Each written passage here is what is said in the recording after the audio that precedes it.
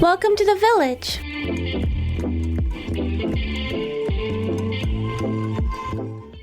Want to get into the infamous pre-participation physical. It's more than just getting the doctor at school to check you. From my end, it's very important. This may be the only time I get to see a kid all year because it may be their well-child annual physical. So this might overlap with the school physical or the pre-participation physical. To me, it's a lot more than a physical from my end. Just checking mental health, physical health, checking if they have a chronic disease, how that's going, asthma, diabetes, seizure disorder. This may be my only time. If this kid is blessed with good health throughout the year, doesn't even get one cold, I may not see them until the next year. So very important. The one thing I want to point out is schedule it at least 6 weeks prior. Don't do it last minute. There may not be an opening at your doctor's office. There may be a ton of kids trying to get in, especially if it's right before the school year. And if it is a pre-participation clearance for a school activity, for a sport activity, if you're not cleared and you need to get cleared before your sports start, and you may need to see a cardiologist, neurologist, whoever, you may not get into that specialist for weeks and weeks. So think ahead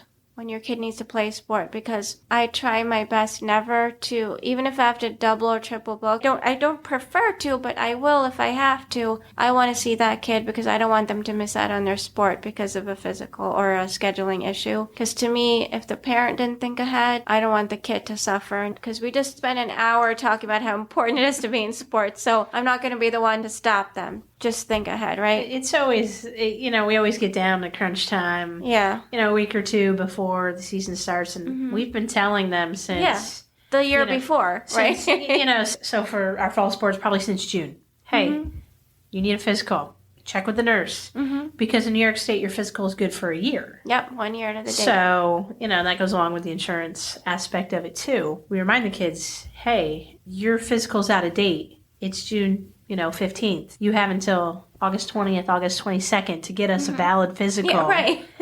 And gets crunch time, and they're like, well, what are we going to do? Thankfully enough, over at Amsterdam, we were able to get the school physician for 2 days, which was crazy with like a month notice. So we're doing one on a Friday, one on a Tuesday, one at the high school, one at the middle school. So those kids who didn't heed the warning to get the physical at least can get it to start playing. Yeah. I prefer child's pediatrician to do it because they know them. Exactly. The school doctor, they have their purpose, but they don't know the kids. Yeah. Like the primary does. It's called medical home for a reason, right? This is another part of your home. This doctor, and sometimes it's a family physician or one of the mid-level providers that see the whole family or know the kid or know what's going on, because like we said, it's physical, mental, social, like the whole child is being seen and cared for. Right. And it's easier to follow up with the primary than it is the school physician because, I'm over there helping our nurse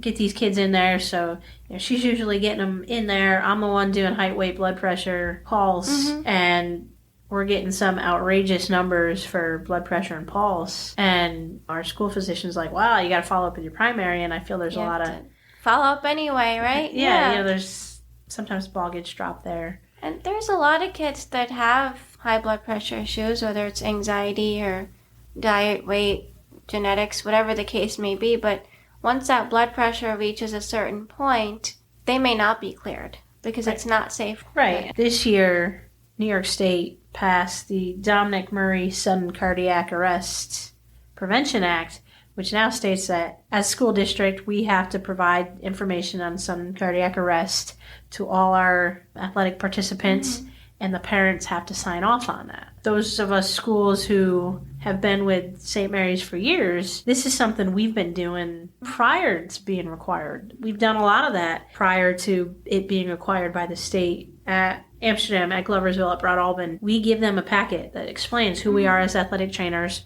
what you can expect from us, the state rules and regulations, and we have them sign off on concussion, return to play rules and regulations, sudden cardiac arrest information, hot and cold illness information, and diet and weight and supplement information. Yeah. And we also make them sign off on, again, this is a New York State law. Yeah. that if we send a kid to the doctor or a kid goes to the doctor, it doesn't matter what the reason is, doesn't matter if the provider says you're fine. New York State says we can't allow you back on the field until we have a note from the provider that says you are cleared to participate. And a lot of people think that's my rule, or, that's just, no, that isn't. You New made York the rules, Carla. Come on. I wish I did. I'd get paid a lot more. And I'll have parents fight me on it. And I'm like, this is above me. Yeah. This is to protect me, the coach, the kid, the parent, the school. Because I don't want kids out there that shouldn't be out there. I felt a lot of that with the pandemic, with a lot of the rules, and parents and families would want notes for a certain thing. I'm like, we don't make, there's laws, there's rules that we all have to follow. And absolutely, I'm glad there was a law with the sudden cardiac death and the education, because this is a big part of the pre-participation physical. I actually, during my pediatric cardiology rotation and residency, I had to present a topic in front of all the pediatric cardiologists, not intimidating at all. So I picked this because knowing that I was going into general pediatrics, this is what's most relevant to me as a general pediatrician having to do with cardiology, is the pre-participation physical, because it's so important. People go around, athletes go around all their lives not even knowing they have a heart condition that could kill them on the field in the middle of playing. I always think about that couples figure skater. What was his name? I know who you're talking about. You know who I'm talking about? I know who you're talking about. And he did a lift on his partner, his wife, and he just dropped his death. It was during practice. Hypertrophic cardiomyopathy is one of them. When suddenly, during something like a lift, something active, like lifting weight, playing a sport, that's when it gets to be too much, and then the heart doesn't have the blood pumped into it at that moment, and then there's a sudden death. But there's also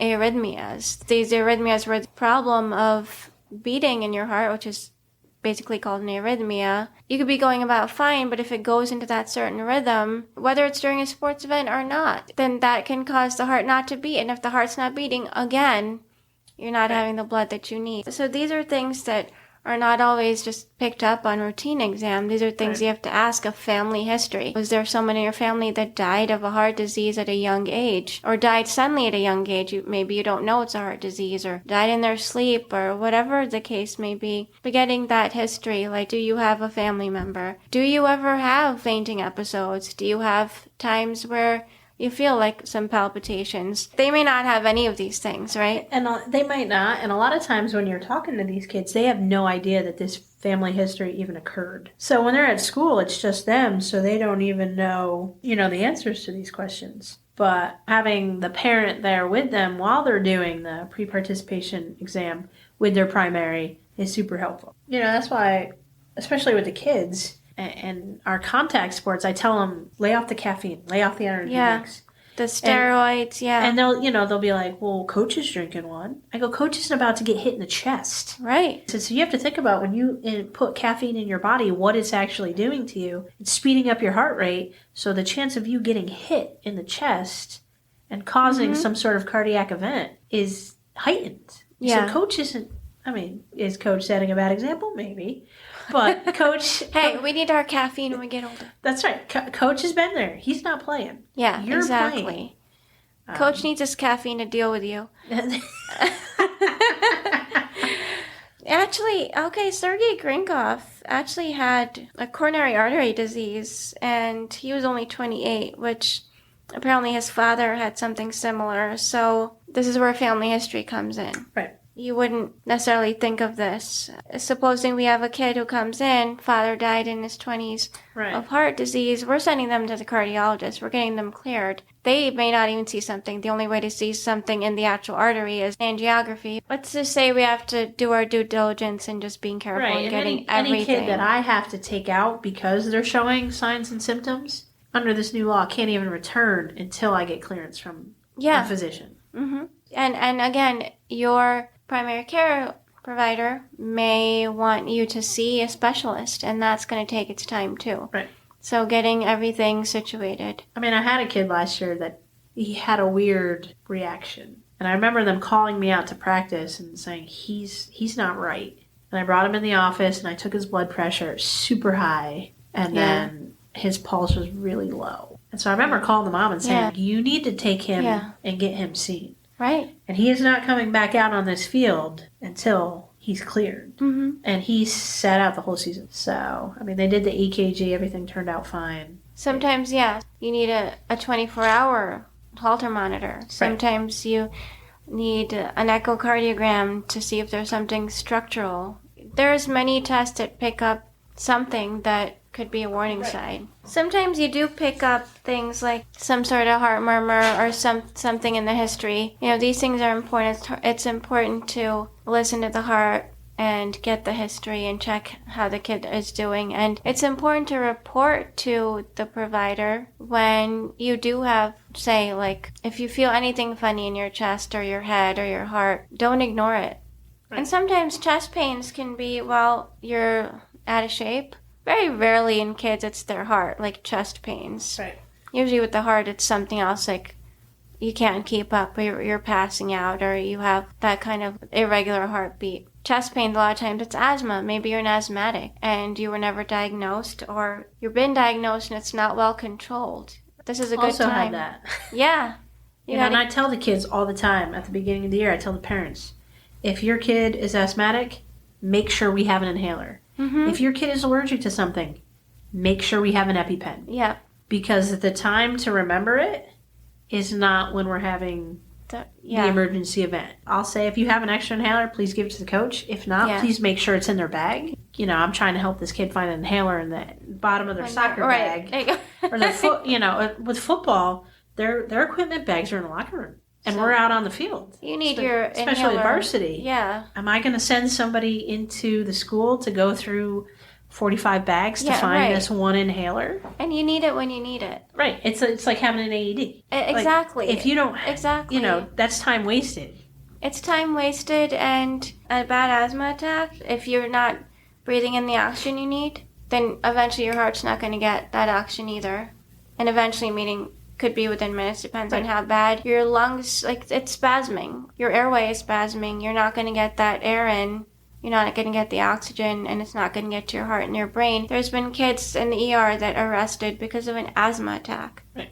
And that inhaler is crucial to have on you and to have your asthma under control. Is there a way to prevent asthma attacks while playing sports? Yes, there could be. If you are on the correct inhalers, I always say this to kids, you could potentially not even know how well you could breathe. Maybe you can breathe a lot better. Maybe you're not taking your inhalers correctly, or maybe you're an undiagnosed asthmatic, or maybe your asthma's not under control. So even if it's not going to be so severe, maybe you could perform better and feel better. And I always say too, prevention with asthma is so crucial, because every time you spasm or your lungs are inflamed, you could reverse that. Asthma is reversible at that moment. But don't keep doing that to your lungs. Prevent it, and then that can keep your lungs healthier for the long term. Right.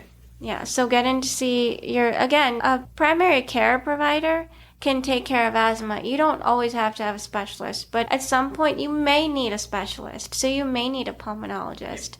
Or, like you said, allergies, which overlap with asthma. The allergens could cause asthma. The allergens can cause just bad allergies. Whatever the case is, you may need a specialist. You may need a different medicine. You may need an EpiPen. You may need to be on a steroid inhaler to prevent things. There's so many things that you're not going to find out unless you go to that exam. That pre-participation physical is so crucial, and do it ahead of time. Like we're saying, 6 weeks, that's the other thing, right? If you get in 6 weeks ahead of time, your asthma's not controlled, you're on the right inhaler, 6 weeks later, your asthma is controlled, and then you're ready to go. Yeah, and the other thing to go along with that is, as we're heading out of the pandemic and back into, somewhat normalcy, is we're about to see a whole bunch of heat issues and overuse issues. Yes. Because that acclimatization period for heat illnesses kind of gotten away from that. When I was younger, you were always outside. And I had a coach say to me probably about 4 years ago, why are we seeing so many instances of heat illnesses? I said, because think about it. 10, 15 years ago, we didn't have video games, we didn't have computers, we didn't have cell phones. Yeah. So we were always outside, and you were outside till your mom screamed your name, and you came Yeah, home. they had to yell at you to come inside because you didn't want to come No, inside. you always want to be outside. It was getting dark, so you had to come inside. And now we've kind of gotten away from that. Even me, who's not big on that sort of thing. So a lot of our kids, the first time they're experiencing the heat is day one of practice. You take a sport like football. Now you're adding equipment on top of that. And then if you're practicing on a field that's turf, add another 10 to 15 degrees to that. Mm-hmm. So it might be 80 degrees over on the grass field, but now we're going to turf, add 10 degrees, we're up to 90, put on the equipment. Oh, God. Now you're probably up to 92. Yeah. And go stress your body out. Again, cardiovascularly, it's not going to happen. Right. And so we're starting to see kids cramp more, get the heat illness a lot quicker than what you would think. Mm-hmm. And here's the thing, now it doesn't even have to be hot outside. Mm-hmm. Now we're just stressing our bodies in a way that they haven't been stressed before, which is causing the internal temperature of the body to raise. Mm-hmm. So it could be 70 degrees and sunny out there, but if you're not used to it, your body's saying, what's going on? Mm-hmm. And then you start to see, not only are we cramping, now we've got heat exhaustion, now we have heat stroke. Mm-hmm. And again, time is money with this. Time is of the essence. I mean, I'm lucky enough that I have the tools with me at the high school. At each place, we have a cooling blanket and cooling solution for that. At the high school, there is a cold tub that if somebody happens to start having heat stroke, we throw them in the cold tub with the ice and the water. And the thing to remember, though, with heat illness is always treat first, then call. Because if you waste time calling while they're just sitting there, even in their own clothes, you're losing time. Yeah. You know, and then again, we're coming out of the pandemic. Kids haven't done anything in 2 years. Yeah. We can't go 0 to 100. Right. Have we missed that boat a little bit of slowly trying to get them to work back into their activity? I think so. Yeah. I mean, we're taking 2 years and jamming it into 2 weeks. Everyone's raring to go. It's hard to transition when the kids are just ready, but sometimes you're more ready than you're able, right? And yeah we got to keep up with all of that. Yeah, I think as a society we tend to forget, right? A lot of people are forgetting how it used to be. The attitude is one of antsy and impatient. Yeah. Not only the kids, but everybody. Let's get going here, but it's dangerous. Yeah, it can be, and my job is to keep them safe and keep them on the field. And I tell them all the time, I'll do my best. Mm-hmm. And if you can play safely, I'll allow you to play. Yeah. But if it becomes an issue where I'm putting your safety at risk, then you're not playing. Yeah. And, at the end of the day, it hurts me to say that to the kids, but I'm looking out for their best interests. Yeah. I had an athletic director say to me, they're looking here straight out the windshield. We're looking over the horizon into the mountains. That's the best way of saying it, and that's so true.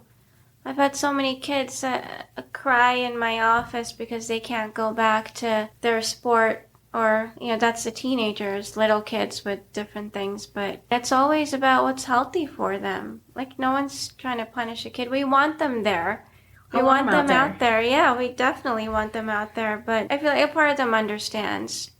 But it's just eventually they understand. And they'll come back to you and say, I understand where you're coming from. Like I do that with one of my kids all the time.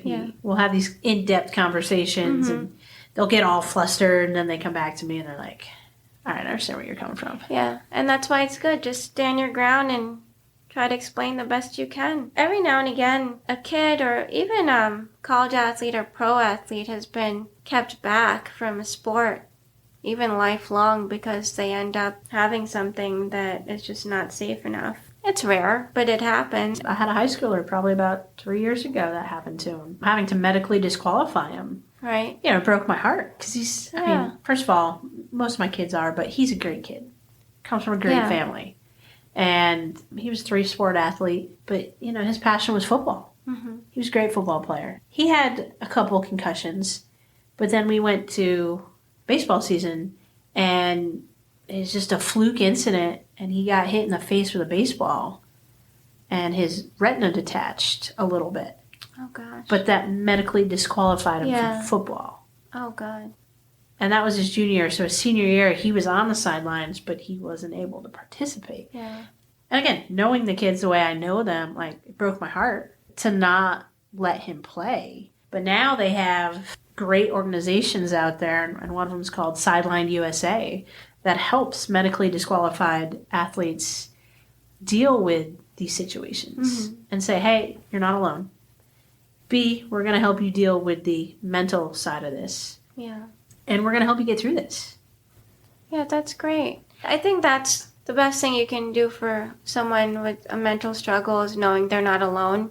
Things like support groups, regardless of what you're going through, to see what other people have to say or know that you're not the only one this happened to in life. I always tell parents, if their kid is going through one thing or the other, like support groups, or even them, parents with kids who have certain medical illnesses or mental illnesses. It's always good to see what other people are saying, and makes you feeling alone and isolated is just a horrible feeling. It really is. Yeah, and just knowing you're not alone makes such a huge difference. I wanted to make a note on Tanner staging, but I just wanted to see with the medical clearance, the pre-participation, if there's more you wanted to just explain to people about why you need that, what that's about, and how it's done. I mean, the pre-participation exam, again, it's a state law, but it's not just for athletics. Certain grades have to have it as well. We'll be doing the physicals in school, and I'm helping along with them. And the nurse will call these kids down. They're like, well, I had one at my doctor. Well, we don't have it at school. Right. So I think that's important to know that when you have that pre-participation exam at school, needs to be turned in to your school nurse. Give them a copy. New York State requires it for students in grades pre-K, kindergarten, 1st, 3rd, 5th, 7th, 9th, and 11th. So basically every other year. Yeah. And if you're playing athletics, it's every year. We need to have that on file. And again, it's just to make sure that the kids are safe and they're okay to participate. Just stuff we have to have on file. It's just kind of like in school when they're doing the hearing and vision requirements. Yeah. It's just something we have to do. Yeah, and like you said, besides sports, it's just to be in school, being away in a classroom for that many hours. Dietary requirements, medical requirements, medication requirements that kids may need. You do need a medical provider to weigh in because we all are taking care of that child. We have to make sure that kid is safe in school for that many hours, and to be aware if a kid has an issue or concern, or if they're not cleared even for gym class. Right. So even if kids need accommodations with anxiety, there's so much mental health now, that yearly checkup to touch base is just important in so many ways. And to see if they have the vaccines they need. There are vaccine requirements for school. Just to touch on Tanner staging, it's always the funniest thing. We have some of these student athletes who are so good at their sport that you guys want them on... Coach wants to bring them up, Yeah, bring up on varsity. So I'll explain to you from my standpoint, but why you guys want Tanner staging filled out on the form. It's required by the state. We need to make sure that the kids that we're bringing up are physically mature enough to be competing with these kids that are, sometimes 5 years older than them. If we're bringing a 7th grader up, because 7th grade is the first year you can play sports scholastically, and now we're going to go let them play on a varsity team with 11th and 12th graders, we got to make sure that they're mature enough physically to be able to play with them. Because if they're not, then... Yeah. That creates all sorts of risks and possible litigation down the road. Right. And like you said, injuries. And just to explain briefly, so Tanner staging is basically a staging. We rate children to adolescents from stage 1 through 5, 1 being a totally prepubescent child to 5 being adults. So this is a totally physical and sexual type of maturation rating scale. Your provider has to look at the child or adolescent's body and see how they're physically, sexually maturing and how puberty is coming along. So it's kind of a puberty rating. 2, 3, and 4 are the in-between. So going through puberty, there's different things you look at, but you do have to look at the private area and girls, their breast development and all of this to determine. Providers can tell based on what's going on with the body which stage they're in.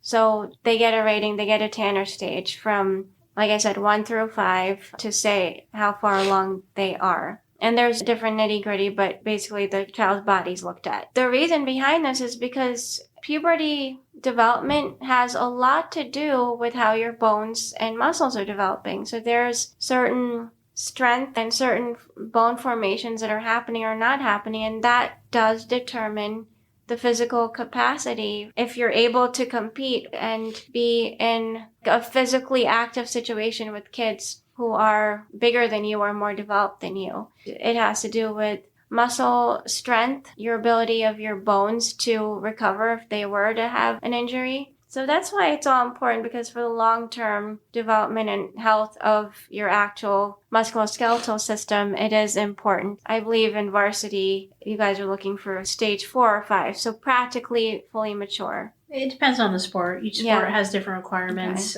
along with the physical, that they also have to pass all this exertional testing too. Right. So that's just one piece of it. Right. You have to run in a certain amount of time. You have to do a certain amount of push-ups, pull-ups, sit-ups. Mm-hmm. So it's a whole combination that New York State has put together. Yeah. Again, it's for the safety. This is a lot of physical safety now we're talking about, because you need to preserve your musculoskeletal system is what's going to get you around for the rest of your life, and your brain, but we talked about that last time. So it is important. I know some parents have come to me or called me like angry and confused. You gave my kid a 3. And they can't play unless it's a 4. I need this to be a 4. And I said, well, and I asked this dad once, I said, your child is 13, or he was 13 or 14. I said, I am more than happy for him that he qualifies in his abilities and skills for varsity. But do you really want him to be a 4 or 5 right now? I showed him the pictures of what the Tanner's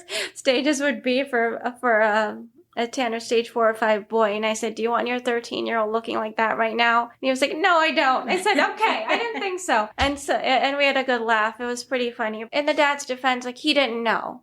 Right. And that's where education really comes in, because he's thinking, my kid can play varsity, they should play varsity. And I said, yeah, that's the fatherliness in you, but the fatherliness would also want them to be safe. So if we just explain to the families as their pediatrician or as their trainer or coach, they'll get it. Right. Hopefully they'll get it. I think that's where education and trying to help parents and families understand, so we're all on the same page. Because at the end of the day, the great majority of people have the kids' well-being at heart. Right. So I just wanted to wrap up. Like, we've been talking about this pre-participation physical. I just want to say kind of what to expect. We talked a lot about it. Parents may be wondering, okay, but what's going to happen? It's a full physical, it's a psychosocial eval too. We check the entire body. We check eyes, ears, mouth, tonsil, neck, lymph nodes. We listen at the heart. We listen at the lungs. We check the belly, check the spleen, all the major organs. We'll do like this full physical. I always have the kids get undressed down to their underwear, into a gown, so that they're comfortable and have something on the gown, but having the gown kind of loosely open so I can actually check things. We check for scoliosis, check if the spine is straight. These are chronic issues we need to look at. That's the actual physical. We'll check vital signs, heart rate, blood pressure, respiratory rate, oxygen saturation, temperature, all of those physical things. Like I had said before, besides the physical exam, we also will sit down, the nurses as well as the provider will do a, anxiety and depression screen. We will assess for any kind of suicide risk factors. Especially for the adolescents, I will have the parents leave the room and just talk to them kind of a little heart to heart. Because again, I may not see this child for another year again. Quite often, as we know, anybody, especially the adolescents, they may not really understand if they've been feeling depressed, down. They may not realize that their pediatrician is somebody they can talk to if they're feeling upset or anxious. And I'll just go through a heads assessment, so find out how things are in the home, how things are going with school. So that's home, education, activities, drugs, sexual activity, suicide, ideation. That's the heads assessment. And I'll just go through that. I'll just check how everything is on each of these categories of their life, if you will. And if there's anything that's been on their mind and anything that's not going well, they can bring it up and we can talk about it a little bit there and maybe bring them back again, go into more detail at some other time or within that visit, whatever works. But this is an especially good time to talk about their overall kind of health and well-being. You pick up a lot of kids that really have been feeling kind of down and didn't know that they could really talk to you about it. And they will oftentimes get into something that's been bothering them. They actually might want to see a counselor, might want to talk about it. This is an opportunity to address something that has been kind of bothering them, but they didn't even realize that it has to that extent, or that there's something they can actually do about it, and gives kids a chance to just talk about things. Your provider's office is a place where, besides school, home, athletics, there is another person or people that do care about you. So it's nice for kids to realize that. And it's nice for parents to know that they have that option as well. It may be the medical provider that is the person they feel comfortable sharing these things with, or the person that can help. That's basically it with a really good, well-rounded pre-participation physical. School physical, annual physical is more than just a physical. It's everything, and that child has everyone to support them. After all, as you know and I know, it takes a village to raise a child.